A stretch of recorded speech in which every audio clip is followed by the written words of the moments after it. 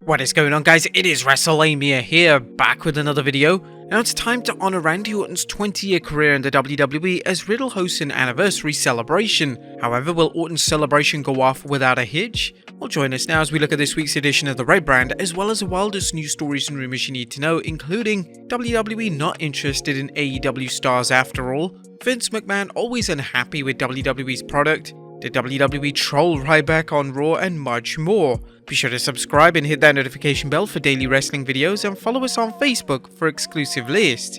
Now, as always, we won't recap the matches, but just provide you with the good, the bad, and the downright ugly. As always, we start off with the good as number 1, a touching tribute.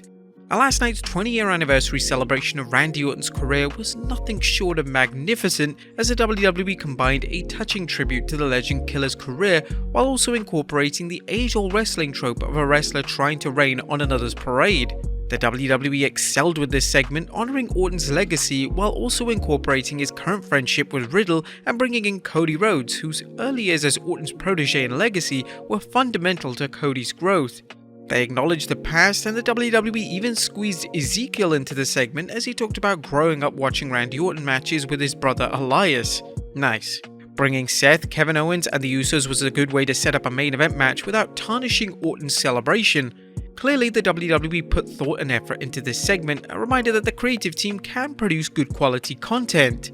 Now, watching Orton's anniversary celebration, we couldn't help but ask, has it really been 20 years since Randy Orton made his main roster debut?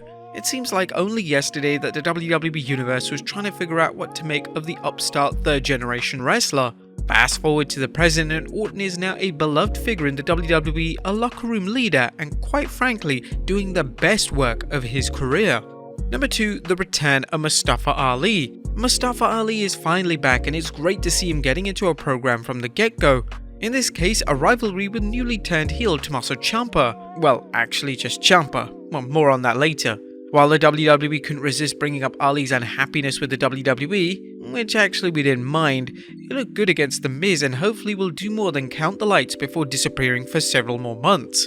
Number 3, enter the Empress. Asuka is back, and let's hope the Empress of Tomorrow's feud with Becky Lynch isn't the peak of her Raw return. Asuka is clearly championship material, and at some point she should be chasing the Red Brand's Women's Championship. She will need to turn heel, however if she wrestles Bianca Belair as a face-face dynamic, it's unlikely to work between these two. Number 4, this was more of a Raw after Mania show. Last night's Raw was fantastic, and it seemed more like a post-WrestleMania Raw than the lackluster post-WrestleMania show we got a few weeks back. The WWE over-delivered last night, and while there was the usual 24/7 nonsense, it didn't take up too much time. Last night's show featured an incredible amount of continuity, including highlights of Orton's career, as well as Kevin Owens telling Seth Rollins he hasn't forgotten about his actions last week when KO wrestled Cody. And number 5, Bianca wins strong again. Last night's Raw Championship defense was a good match that continued the WWE's build-up for Bianca Belair. Belair looked strong as she dealt with Sonya Deville's attempts to stack the deck, as well as the outside interference of Carmella and Zelina Vega. This was nothing short of a 3-on-1 handicap match, and Belair managed to beat the odds, looking fantastic along the way. Her push is an example of long-term booking paying off, and we'll admit that we had our doubts about Belair's SummerSlam title loss to Becky Lynch and seemingly endless efforts to regain the belt. Things looked bleak for the EST for a while as she seemed destined to come up short against Becky Lynch in her quest for the Raw Women's Championship.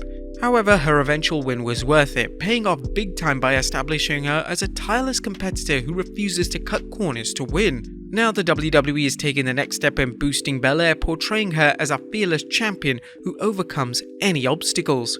But that was the good. What about the bad? Is number 1, the WWE name game. WWE's name game was on display again last night, as Tommaso Ciampa is apparently now just being referred to as Ciampa. It's obvious that WWE thinks its viewers are idiots and bound to get confused trying to remember the first and last names of its various superstars. Even if the WWE is changing its wrestler's name for intellectual property reasons, there are better ways to go about it than to just dropping the name. Number 2, Ezekiel the Warrior? Now that we've established that Ezekiel is Elias' younger brother, it looks like fans will have to ask if he's related to the Ultimate Warrior, or at least former WCW wrestler The Renegade. Ezekiel's arm tassels make him look like a bad Ultimate Warrior cosplay, and while Ezekiel's ring attire needs plenty of improvement, as it's difficult to recall such a bland outfit since Tony Nese, the tassels kinda need to go. Maybe the WWE should have gone with a Macho Man Randy Savage tribute for Zeke instead. Number 3. The Demon's disappointing descent. It's official, Finn Balor has gone from former Universal Champion and the man who came close to defeating Roman Reigns to the official job guy on Raw. As disappointing as Balor's US Championship reign was, it looks like him counting the lights for Damian Priest last night is a hint of things to come. Balor seems like the ideal opponent for Edge and Priest's new group Judgment Day and could help AJ Styles even the odds against the heels. While regrettably the WWE has decided to employ Balor as a jobber to the stars and quickly destroyed whatever credibility his character ever had.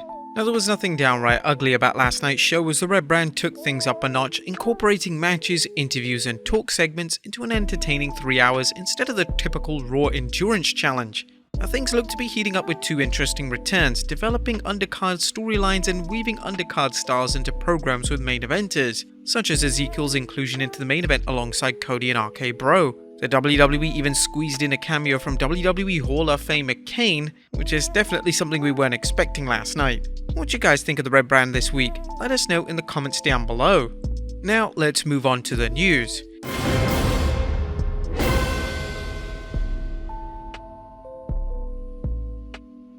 Now, first story looks at WWE Not Interested in AEW Stars. Topping the news today is a report concerning recent rumors of the WWE's interest in bringing back a tag team it tried to keep under contract 2 years ago.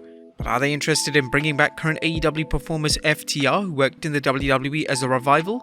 Or we discuss the WWE's apparent interest in bringing the dynamic duo back once their AEW contracts expire. But now, Ringside News is reporting that doesn't seem to be the case. Steve Carey of Ringside News tweeted, "This is going to make some people happy and others not so much. We were told that WWE has no interest in bringing back FTR. They tried to get him back through Edge, but there is no interest, and they're seen as mid-carders who just complain both internally and to the media." Now, they reported that when they reached out to the tenured member of the backstage team, they were told that FTR are not seen as appealing to a worldwide audience past hardcores who are too busy giving star ratings for matches. Just to keep things into perspective, the WWE threw a small fortune at the revival to stay in the promotion, so the idea that they're not welcome back may be a case of sour grapes by some in the WWE. Next up, Vince McMahon always unhappy with the WWE product? Now, a funny story is making the rounds concerning Mr. McMahon and his opinion of the WWE product.